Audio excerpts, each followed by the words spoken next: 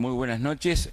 Otra nueva entrega de Identidad, esta vez no con alguien del ambiente, vamos a decir, artístico, pero como es costumbre también de nuestro programa, de conversar con colegas que ejercen esta maravillosa profesión llamada periodismo, que ustedes ven a diario en la televisión o escuchan en la radio, también para conocerlos un poquito más y hablar también obviamente de qué es lo que hacen, ¿no? Y en este caso, si hablamos del periodismo, es un tema que posiblemente después nos lleve a hablar con mucho más entusiasmo por la pasión que uno siente por esta profesión, que ahora de repente Georgina me va a recordar o corregir una frase, creo que era así de García Márquez, o no me acuerdo, Miguel Nogueira me la nombró una vez, de que el periodismo era de las cárceles más seguras o algo de eso, porque una vez que estabas adentro, aunque quisieras, no te podías escapar.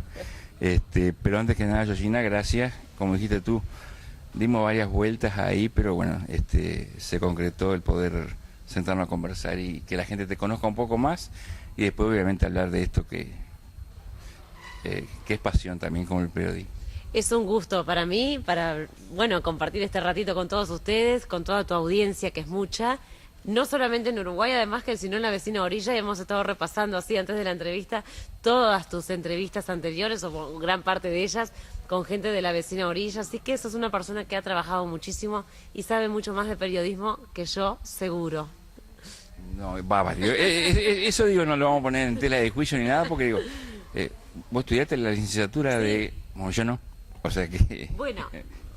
mira, yo te lo quería enganchar con lo que decías de Gabriel García Márquez. Yo te aporto otra frase que él dijo, te aporto no, o aporto.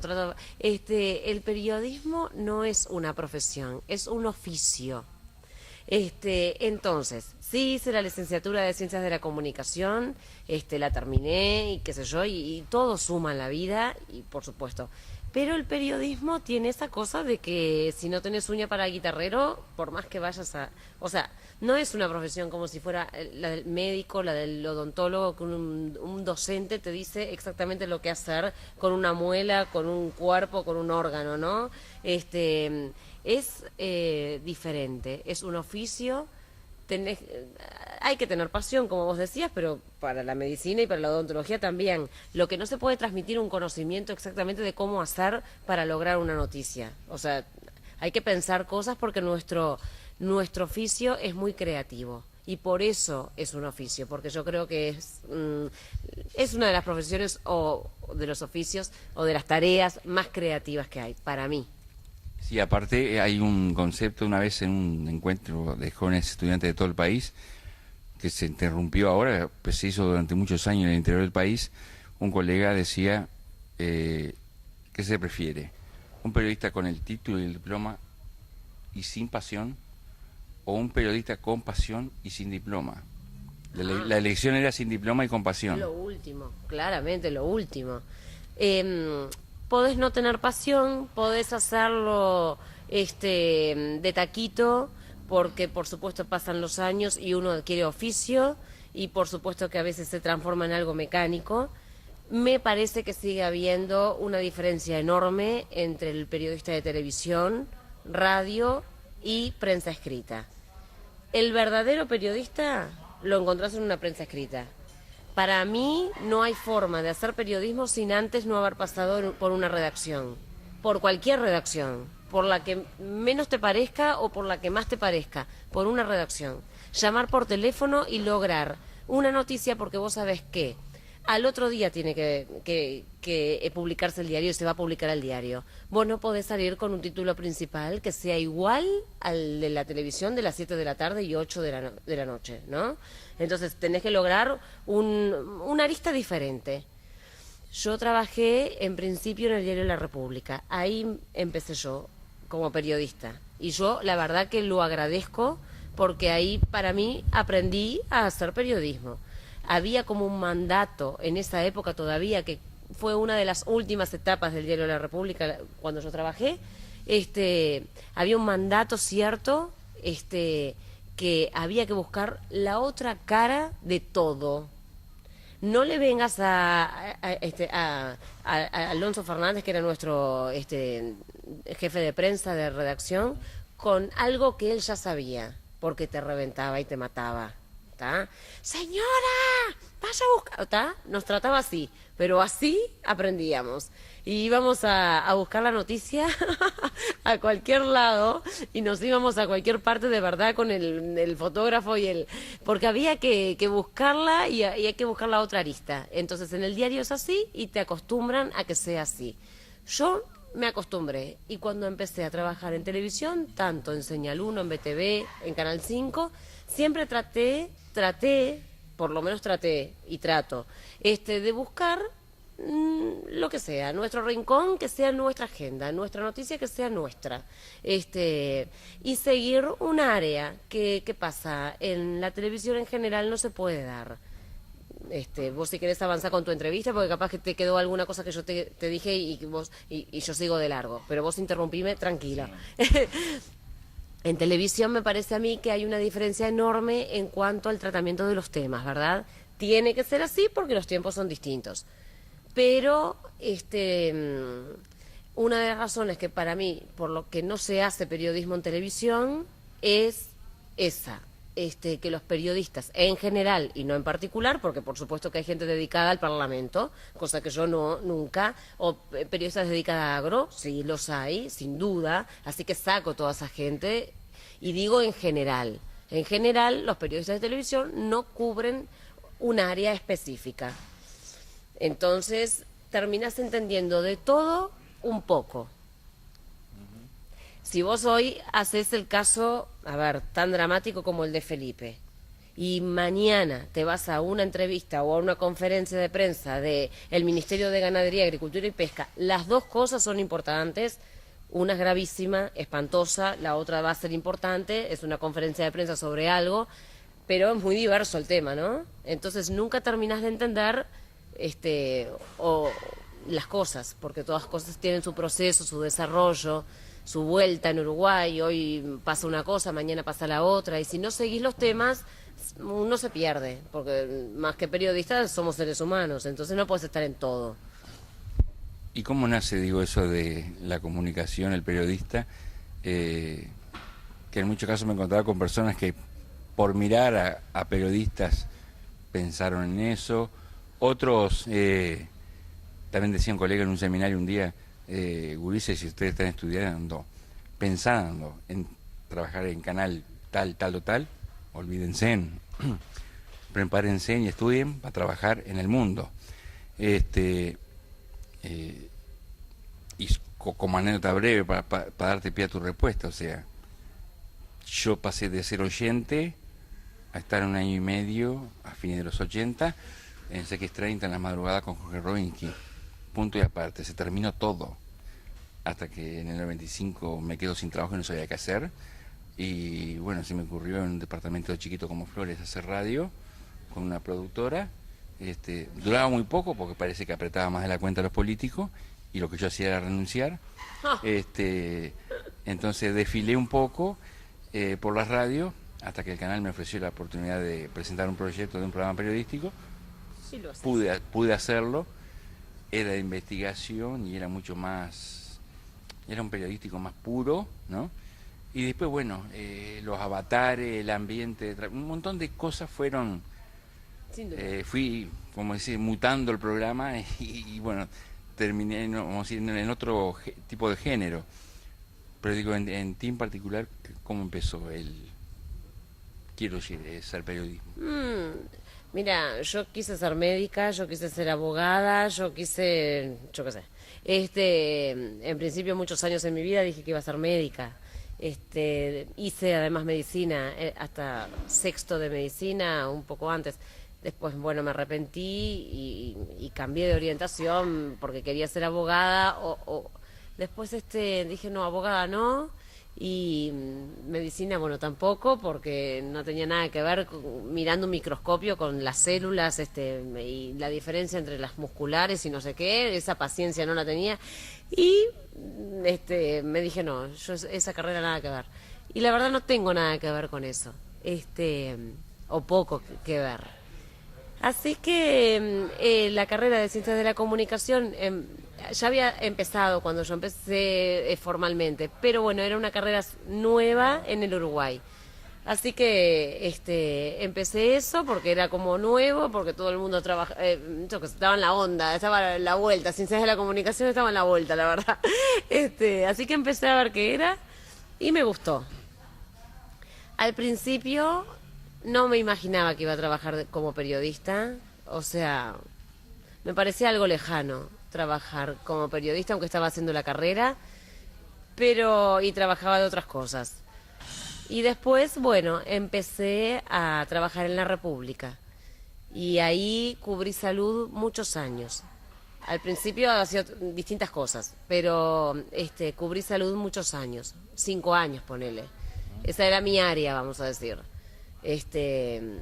Y bueno, eso me gustó hacer, me gustó cubrir un área. Hay que tener mucha paciencia porque tenés que llamar por teléfono todo el tiempo, todos los días a las mismas personas, porque son las mismas personas las que concentran la información en general en este país por mucho tiempo. Entonces, bueno, y eso es importante, me parece a mí, como un ejercicio, ¿no?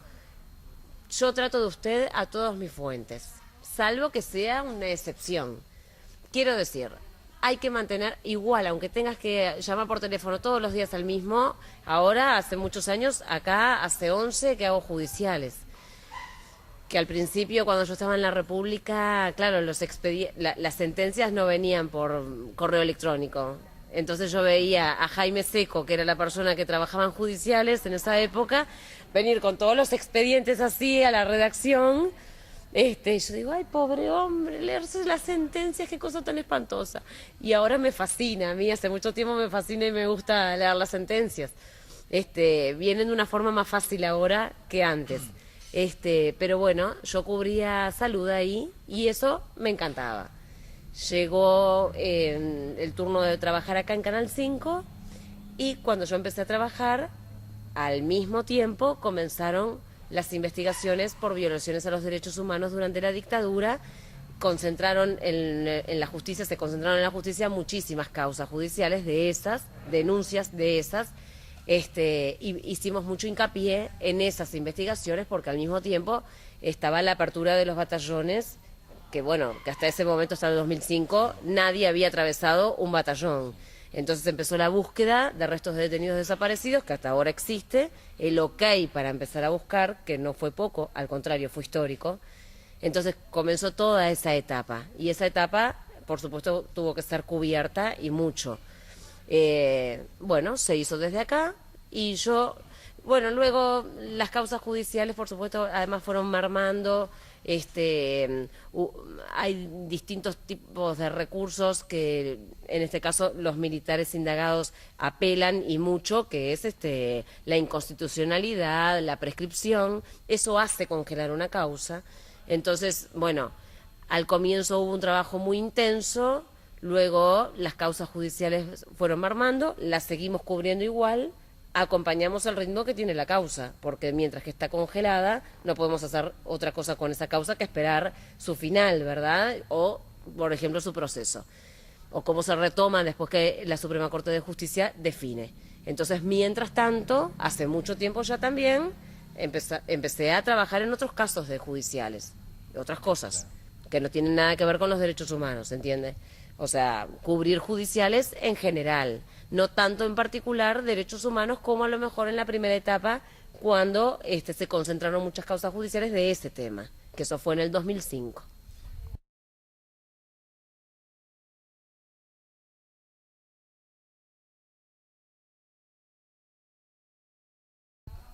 En cuanto al ejercicio propiamente dicho, más allá del tema o lo que sea, yo te comenté un día, no sé si por WhatsApp o por qué medio,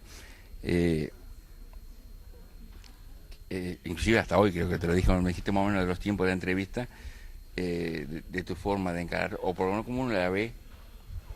Yo creo que te dije al comienzo de nuestro contacto, no recuerdo con qué presidente de la Cumbre Iberoamericana del 2006 que se hizo en Montevideo, te tengo totalmente registrada, pero no me acuerdo con quién, yo simplemente estaba con mi camarógrafo al costado, me acuerdo, una especie de tribuna lateral que se había armado allí, y me parece que te veo de pie allí al lado, tal vez un colega de Canal 12 creo que era, pero yo veía que eran flechazos que salían en las preguntas, me acuerdo. Sí, no, pero no me acuerdo con quién. Porque si bien de las personas que más preguntas tuvo fue Evo Morales en esa época, pero no puedo recordar con qué presidente fue en particular. Sí, el tema que sería, vaya a saber, claro, pasaron muchos años, no importa.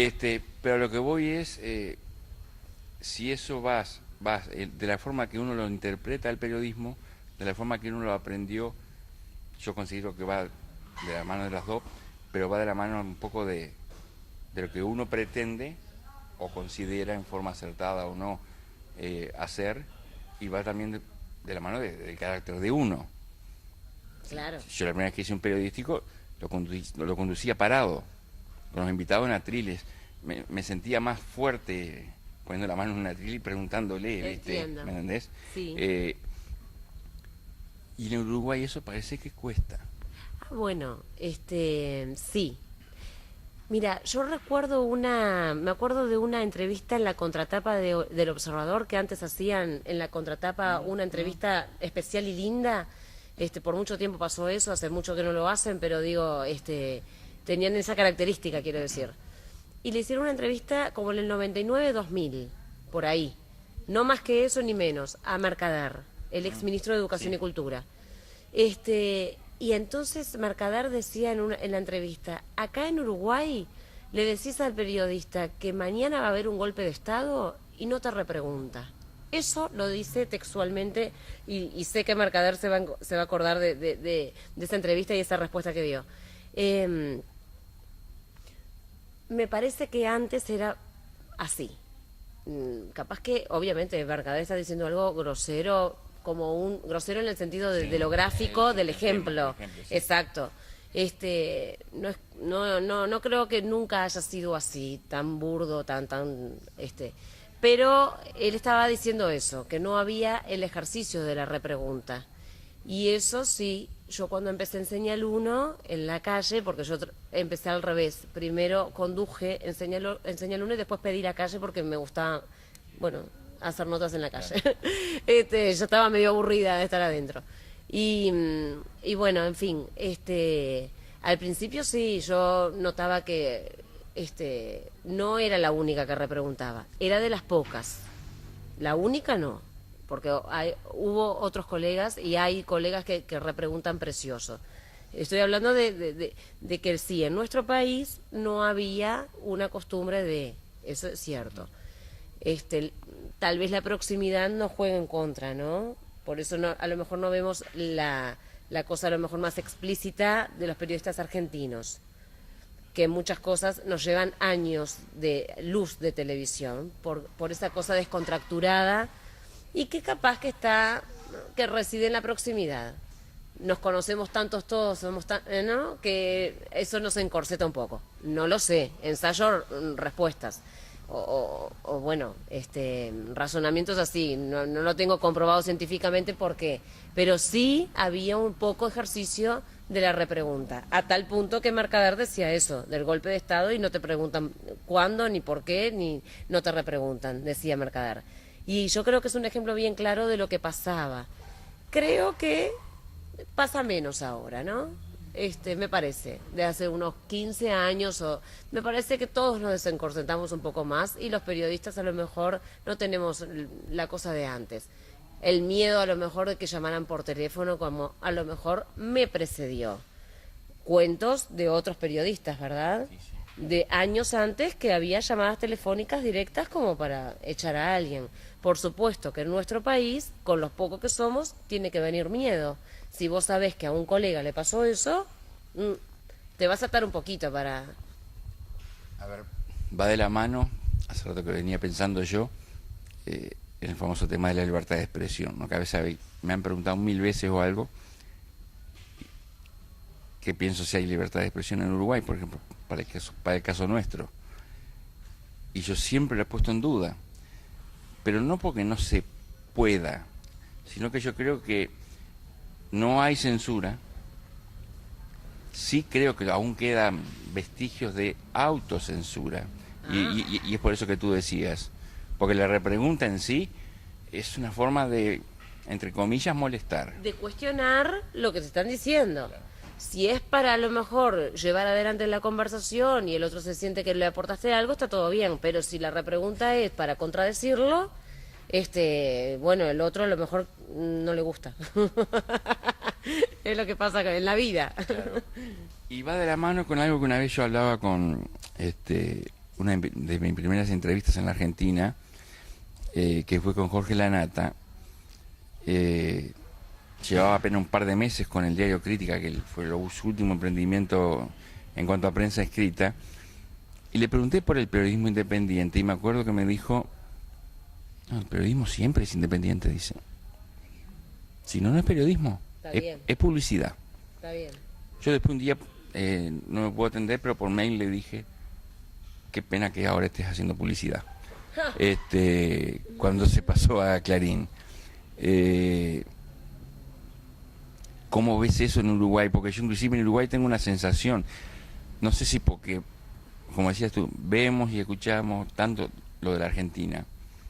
Yo recién te ponía el ejemplo de Rolando Graña, lo entrevisté una vez, como esta entrevista. Una vez estando en Buenos Aires lo llamé porque tengo una amistad con él ya, y de hecho estuvo 3 días en Trinidad en un seminario con estudiantes. Le dije: vamos a hablar de la grieta, le digo, Rolando, que me apasiona el tema ese de ustedes. Y yo tengo una percepción muy personal de que en otro tono, por diferencia de sociedad, pero me parece que vamos caminando a abrir una grieta. ¿Acá en Uruguay? Sí. ¿Entre quiénes y quiénes, decís vos? Hablo a nivel del periodismo, y que por ende también la sociedad después empieza a tomar... ¿Grieta entre periodistas, decís vos? ¿O entre medios? Sí, a ver, en la Argentina es mucho más pronunciada a nivel de los grandes medios, ¿tá? Y el poder, pero obviamente la ejecutan los periodistas. Sí. Yo acá no sé si la veo a nivel de los medios, pero sí a nivel de los colegas en general. O sea, estoy viendo que hay una especie de querer polarizar hacia un lado u otro la forma de ejercer la profesión. Capaz que es una percepción equivocada. Bueno, yo no lo veo así. Yo veo en general que todos los periodistas en Uruguay buscan y procuran el equilibrio. Acá en Canal 5, desde que yo estoy, bueno, hubo varios directores. La primera fue Sonia Brexia. Tenía un cuidado enorme, como se sigue teniendo ahora, en que la oposición estuviera al aire. A tal punto fue que está escrito, porque lo sacaron en varias crónicas, unas palabras de Iturralde cuando Sonia Brexia se alejó de la dirección, y decía que nunca antes la oposición había tenido tanto cuidado, ¿no? Las interpelaciones se pasaban en vivo acá en Televisión Nacional, bueno, ahora también, por supuesto, pero a lo mejor son de otra forma que se les transmite. Quiero decir, siempre se procuró y se procura el equilibrio.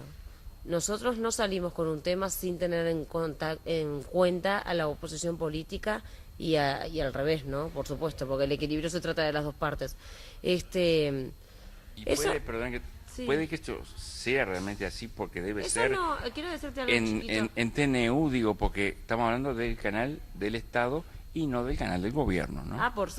Por eso mismo tiene que haber equilibrio, por eso mismo, porque es el canal del Estado, no es el canal del gobierno.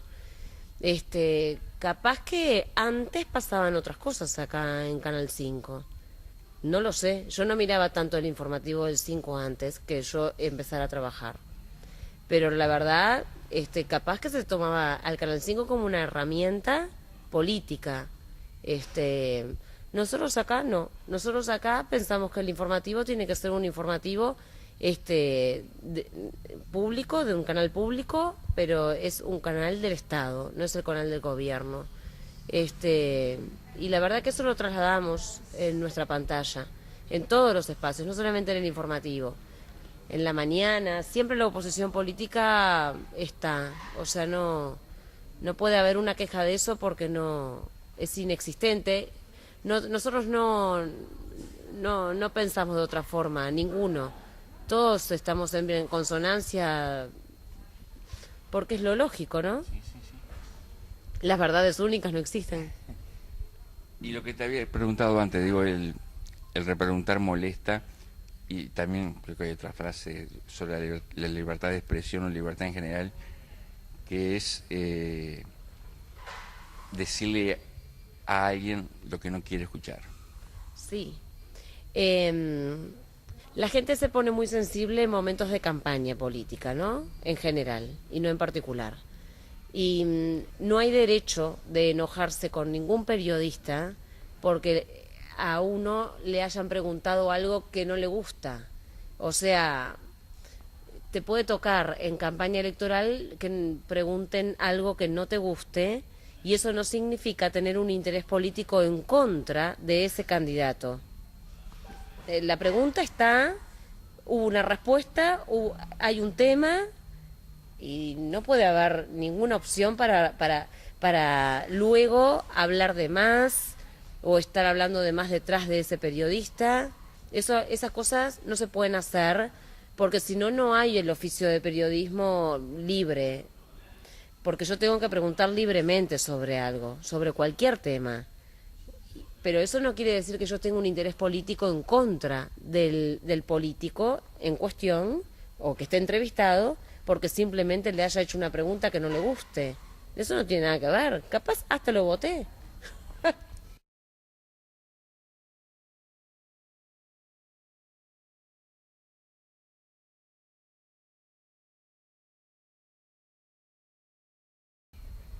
Ahora, el público sí nos adjudica, o sea, porque preguntamos esto, por ejemplo, a un político, somos de tal partido. Ah, claro. Y porque no preguntamos esto, somos Total. de este otro partido. Ah, sí.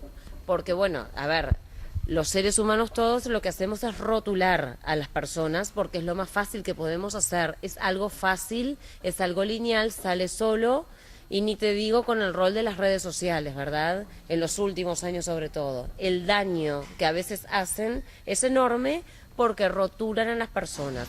No cuesta trabajo, te meten un cartelito y después sácatelo sola, ¿entendés? Eso me pasó con un par de colegas, les digo colegas porque ellos se dicen periodistas, no sé cuán periodistas son, porque no lo sé, pero a partir de una conferencia de prensa de Amodio, por ejemplo, yo hago judiciales. Yo la verdad que a Amodio Pérez le tenía que preguntar si estaba dispuesto a ir a la justicia porque tenía una citación pedida por la justicia. Lo que pasa que, por ejemplo, en ese momento pocos lo sabían de que tenía esa citación. Bueno, lo lamento por el que no lo sabe. Yo tampoco sé todo, ¿eh? Hay cosas que yo no sé. Pero cuando no las sé, las digo, no lo sabía. Y avanzaré y trataré de avanzar en lo que ahora me entero. Pero bueno, hay gente que opta por, bueno, por ser de otra forma. Porque no quiero calificarlos de mediocres ni nada. Para no ser tan gráfica. Y y un colega que no le voy a nombrar porque así no lo nombramos, pero me dijo periodista militante por eso, por haber preguntado a Amodio eso, si estaba o sea, él lo tergiversó. Lo que yo dije está grabado porque el Observador además publicó la nota de Amodio, toda la conferencia de Amodio y hasta hace poco estaba en Google, entonces se puede escuchar mi pregunta. Entonces, ¿qué pasó? Como cuando terminó la entrevista con la conferencia de Amodio, como todos sabemos, se lo detuvo esa noche o a la mañana siguiente, que ahí sí, en el medio hubo una tranza del periodista, con la policía, no sé cómo lograron que Amodio fuera detenido a las 7 de la mañana y no a las 12 de la noche cuando terminó la conferencia. Pero bueno, pasó la noche en el Sheraton. Está. Se quedó contento Amodio. Bien, quiero decir, Y entonces se lo detuvo. Bueno, se lo detuvo porque tenía una citación judicial, no porque yo le preguntara si estaba dispuesto a ir a la justicia. Porque la verdad que por una pregunta nadie se lo detiene. Si no hubiera tenido una citación judicial a Modio, por más que yo le preguntara si estaba dispuesto a ir a la justicia, no iba a ser detenido esa mañana o esa noche. ¿Se entiende? Es muy fácil. Pero bueno, entonces, en cuanto a los rótulos, esta persona dijo eso, periodista militante, que no está bueno porque rotula, porque hay otras personas que a lo mejor hasta tiene suerte y le creen a ese periodista y repiten esa aberración. Entonces, bueno, yo a ese periodista le hice una denuncia en APU, por lo menos APU se pronunció. No está bien estigmatizar a las personas, nunca, en nada, pero no está bien estigmatizar a un periodista, ya que estamos hablando de esto, quiero decir, en particular, porque te rotula, porque no te deja avanzar, porque entonces otros creen a lo mejor lo mismo, y entonces sos la periodista militante, pero perdón, o sea, la citación la tenía él. Si los demás en la conferencia de prensa no lo tenían presente o no lo sabían, porque de verdad que la citación de Amodio Pérez no era así, Vox Populi, y había sido ya hace un año la citación, lo que pasa que no lo habían podido citar porque él tenía otro nombre en España. Entonces no se lo podía citar con facilidad. Y bueno, él estaba en el exterior del país. Una vez que llegó y era Amodio Pérez, obviamente que lo iban a citar con la historia que tenía, ¿no? No era a partir de mi pregunta. Entonces, la verdad que si hubiera sido a partir de mi pregunta la detención de Amodio Pérez, la verdad que lo contaba, porque la verdad que hubiera sido una buena mía, pero no lo fue. ¿Cómo manejás, Georgina? Mencionaste recién, y es algo, eso sí que es, no sé si vidrioso, sobre todo en los últimos años, ¿no? Que tiene que ver con el tema del rótulo, el tema de las redes sociales, que son... Hay veces que parece que son altamente contaminantes, otras veces creo que brindan algo fabuloso, pero en el caso del rótulo, en las redes creo que, hay colegas que de repente se sacan la careta y utilizan un Twitter, un Facebook, lo que sea, para hablar de repente en un tono diferente, pero digo, como que en las redes cualquier persona, cualquier habitante del país se mete, opina, juzga, claro, califica, ni que hablar si sos mancha. Sí, sí, por supuesto. A ver, ese es un tema que tocas que es espantoso. Para mí fue espantoso, porque realmente el que diga me da lo mismo está mintiendo. No me dio lo mismo. Voy a seguir hablando del caso que corresponde en donde sea, y voy a trasladar los títulos que podamos desarrollar en Canal 5, en Televisión Nacional, en mi cuenta de Twitter y en el Facebook, donde se puede trasladar escuetamente lo que uno avanzó en determinada noticia, ¿no? Adelantar algo. Lo voy a seguir haciendo, eso por supuesto.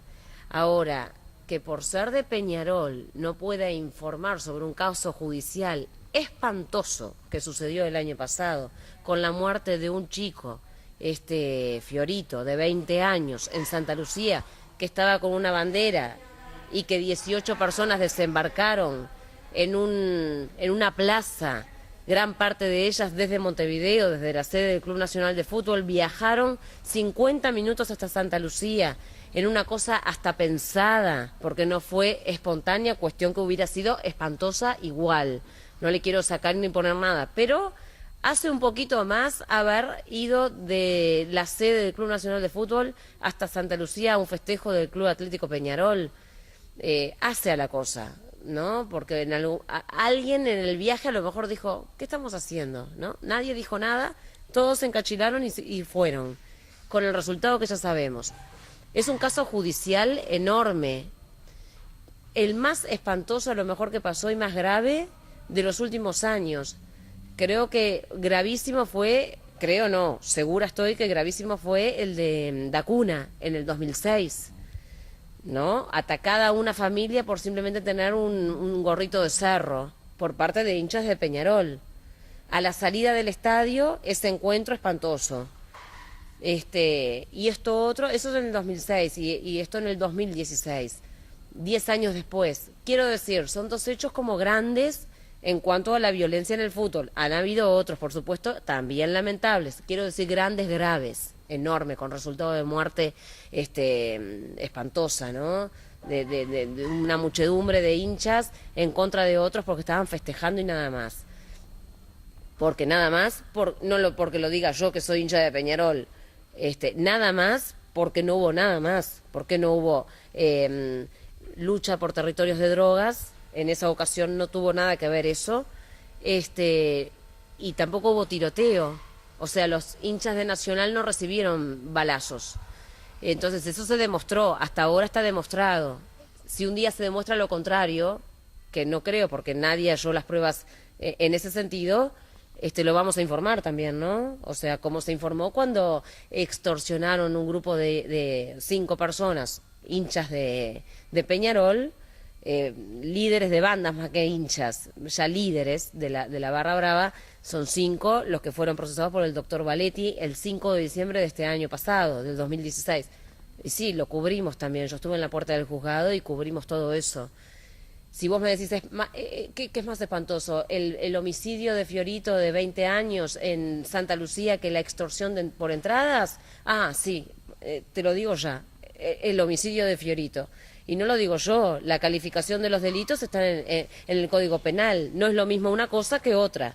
Y por supuesto que un homicidio, y con las características que tuvo, por supuesto que no es lo mismo. Ahora, yo cubro judiciales. Sí, además, hola, soy hincha de Peñarol, pero eso no me inhabilita en absoluto, porque me inhabilitaría si vos me decís, bueno, no te vi cubriendo lo de los que extorsionaron por las entradas, que fueron a los aromos, extorsionaron a la Comisión de Seguridad entonces, todo eso. No lo dijiste. Ah, bueno, ahí capaz que te entiendo que me empieces ¿no? Pero antes no, antes no. Y en las redes, en el Twitter y todo eso, con el huevito, con el anónimo, somos todos vivos. Eso sí, yo hice mi denuncia penal, por suerte, identifiqué a todos esos usuarios y que ojalá delitos tecnológicos, que se toma su tiempo, pero confío en la policía, se dé cuenta la gente que aunque sea por redes sociales, no podés bardear a ese punto a nadie. Podés discrepar, podés contestarle tal cosa, pero no insultar y no bardear. El día que la gente entienda que las redes sociales no es para eso, vamos a ser más felices. Sin ningún tipo de dudas.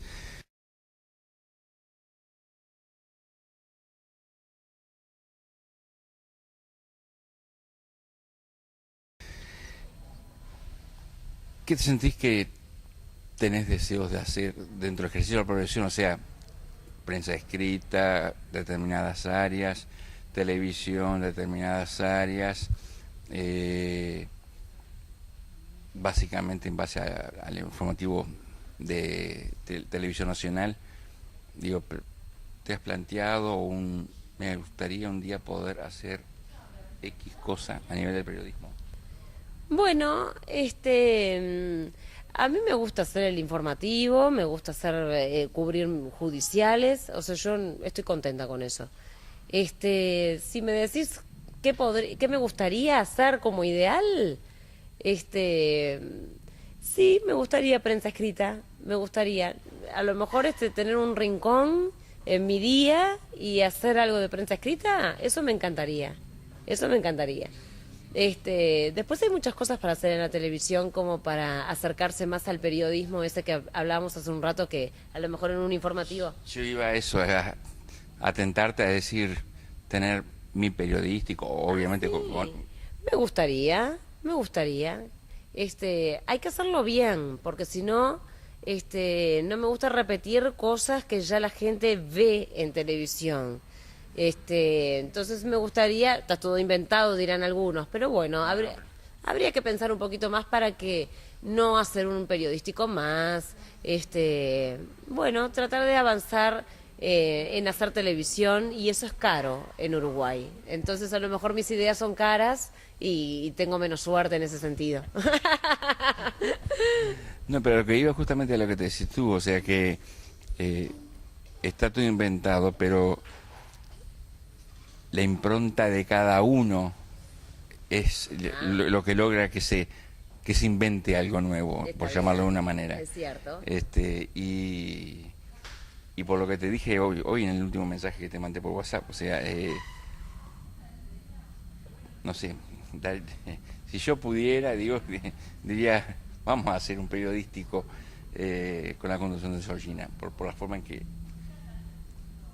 No, porque no es vehemencia, la gente piensa en eso, piensa en vehemencia, piensa en que uno de repente se considera el personaje del programa o que quiere ser la figura. No, o el personaje siempre es el entrevistado. Es el entrevistado. Ah, pero no lo digo como una leyenda o como una cosa que hay que decir. Lo digo de verdad, porque por más que vos vayas pensando una entrevista y qué preguntas divinas que le voy a hacer y esto y lo otro, y no rinde el entrevistado, se te viene abajo la entrevista. Eso en cualquier parte, de cualquier tema, de cualquier cosa, sea para una entrevista cortita, chiquita, para un político, si la persona te dice sí, no, y te contesta escuetamente o no te contesta, viste, se te viene abajo por más y mejor preguntas que pienses en hacer y hagas. No, mirando así me distraje. Vamos a utilizar las redes sociales para impulsar un periodístico, entonces, con Georgina Mayo en la conducción. Tipo talk show. Tipo talk show. Claro, porque yo no creo que sea el único que piense eso. Así como yo te comentaba que en la Argentina yo consumo mucho, obviamente, y conozco a muchos, y yo un día le decía a Rolando Graña, digo, mira que no solamente por tener una relación de amistad que te quiero entrevistar de vuelta, sino que aparte tu programa, que se llama Tercera Posición, ¿es realmente eso? Claro, allá está muy marcada la división de los medios y todo. Digo, entonces, vos estás reinventando, con la Tercera Posición, que sería lo natural, pero, o sea, hablar de acá y de acá. Esto está bien y esto está mal, esto está mal y esto está bien. Pero... también sabes hacerlo, yo le decía, o sea, tenés una forma de moverte, o sea, cuando uno dice que se mueve como pez en el agua, y en este caso pienso lo mismo, o sea, que le estaría faltando sin duda a Televisión Nacional un periodístico que tuviera la impronta de una periodista como lo sos tú. Bueno, muchas gracias, Luis.